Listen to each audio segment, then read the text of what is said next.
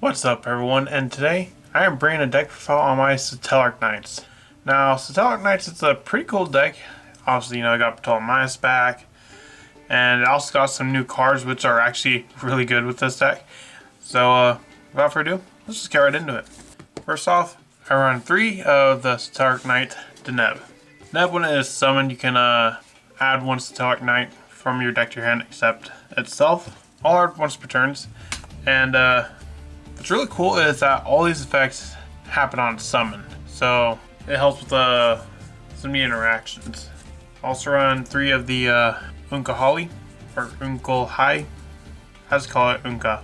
Now this one, if it's summoned, you can send one to Satellarknight from your deck to the graveyard, so it's foolish. These are essentially, like, I'd say probably the 2 best cards. You got your Search, which you can get lots of cards off of that. You can get the Liran or whatever else. And Unka, you're usually going to send the Altarian. Also run 3 Liran. Liran is really good. First off, it can be it's also treated as a Constellar card. And if a Satellarknight or a Constellar monster is normal summoned to your field, you can supposed to summon this card from your hand. And if this card is summoned, you can send one Satellarknight, or you can add 1 Satellarknight spell, or 1 Satellarknight spell from your deck to your hand. So definitely having this is nice because basically if you have this and let's say Deneb, you can normal this, special the Liran, go into rank 4, and do all sorts of plays with it. And also the couple of the spells are actually pretty good. Also run 3 copies of Altair. Altair, when it is normal summoned, or not when it's normal summoned, when it is summoned, you can target a Satellarknight monster in your graveyard, special summon it. So it's like a monster born on summon, which is definitely pretty cool. Because one thing I like, let's say I got Deneb, normal, or let's say, yeah, I got Deneb and Liran. Normal Deneb, special the Liran. Use the effect of Liran to get the continuous spell, and add the Altair off of the Deneb. Then you can summon Altair because that card gives you an extra summon. Or not really an extra summon, but you're supposed to summon a Satellarknight from your hand. Altering, if it's summoned, you can target cards on the field up to the number of light or dark XYZ monsters you control and destroy them. So it's got a bit of removal, but while it's in the graveyard and you summon a Satellarknight, you can special summon this card from the grave. So it's like a free extender in a way. Also run 1 Vega. Vega just really isn't all that useful. That's kind of nice effect situationally, but that's only if I have a Satellarknight in hand, and that's not always going to be the case. So it comes up occasionally. Also run 3 copies of Caduceus. Basically, it's a free summon. If you control a Constellar monster, it's supposed to summon it from the hand, and on summon, you can add 1 Constellar spell of Trap 3 deck to your hand, which is pretty good because the continuous spell is both a Constellar and a Satellarknight card. Next, I run 3 copies of Sakutama. I just run this because it summons itself for free in the rank 4 deck. That's a lot of times all you really want. And also run 3 Ash and 3 DD Crow. Moving on to spells, I run 3 of the Constellar Satellarknights. When it is activated, you can special summon a Satellarknight monster from your hand or graveyard. And then you can target 1 Satellarknight or Constellar XYZ monster you control. Special summon 1 Satellarknight or Constellar XYZ monster with a different rank by using that XYZ monster you control as material. So basically it allows you to kind of like rank up in a way, which is definitely really cool. So let's say you go into Ptolemaeus, you can just rank up straight into the diamond, which is definitely very useful because diamond is a key part of the strategy and one of your best win conditions, especially if you're going first. Also run 2 copies of Skybridge. I like Skybridge and hate it at the same time. I like it because it's got a cool effect, but it's also got a not too great restriction. It locks you into the Satellarknights, or the Satellarknight monsters.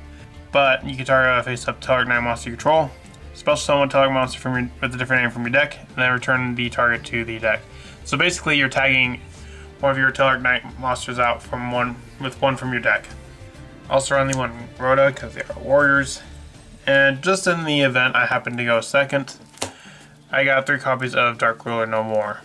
Moving on to traps, all I run is 3 Infirm. Moving on to the extra deck. First, I got the one Satellarknight Deltaros. Yes, it's a ghost rare. I also got an ultra rare, not ultra, an ultimate rare Deltaros. Deltaros, basically it's a pop. Also running one Trigger. Trigger is the hand rip option.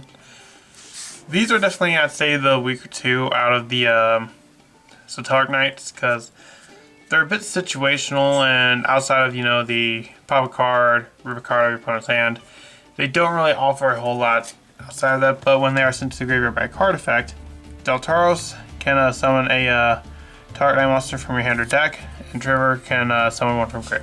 So if they are destroyed, they do get effects. Also on the one Satellarknight Constellar Cadeus. This card is really good. If this card is XYZ summon, you can target a Satellarknight monster or a Constellar card in your graveyard, add to your hand, and then you can also banish one Satellarknight or Constellar monster from your hand or deck, detach one material. This effect becomes that banished monster's effect. So you can literally just banish a Deneb from your deck to use Deneb's effect, which is definitely really cool. Next, I run 2 copies of Diamond. Diamond is really cool. In the main phase 2, you can actually summon this using a Satellarknight monster you control, a Satellarknight XYZ monster you control. And while it's on the field, essentially any card that returns from the graveyard to the hand is banished instead, as well as another player can send cards from the deck to the graveyard. So basically you can't foolish or return stuff from your graveyard, which is definitely really nice. So it makes your, especially if you're going against a grave like reliant deck like Dark Worlds, this will basically just end them. Additionally, now the last effect is the really good effect. So basically, whenever your opponent, during either player's turn, when your opponent activates a dark monster effect, you can detach one extra zero material from this card, negate the activation. If you do, destroy it. And that is not a once per turn. I don't know how it's not a once per turn, but it's somehow not a once per turn. And the really cool thing is that with the Dark Ptolemaeus, everything becomes dark. Because Ptolemaeus makes all monsters on the field dark. So basically, this turns Diamond into just negating dark monsters to negating any monster effect your opponent activates. And you can get this thing with like multiple materials, so you got multiple negations with this, which is definitely really cool. It's got an additional effect to where you can detach one to like rank up or something like that, but it comes up very rare, and most oftentimes it's just not really worth it. What you ideally want to end is both the Diamond and the Ptolemaeus, because these two together are really powerful. I also run 2 copies of Ptolemaeus, and yes, it's an ultimate rare. I also got an ultimate rare Diamond as well. Ptolemaeus is really cool. Because once per chain during either player's turn, detach 3 materials and summon from your extra deck one XYZ monster that is 1 rank higher. And also, if it has like 7 materials, it can skip your opponent's turn. And most of the times, like you can go into obviously Diamond or something else, but I also go into the Nova and Infinity, which to more or less give me a negate. Also run 1 Baguska. Like, if we're not able to make the Diamond and Dark Tellarknight combo, then sitting on Baguska isn't necessarily all that bad. I also run 1 Zeus, but running a bunch of XYZs, you kind of have to run Zeus.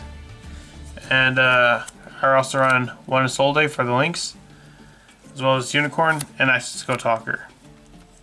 Basically, so I have a way to finish the game much faster. So that's it for my Satellarknights. You know, what do you think of Satellarknights? I think it's pretty good.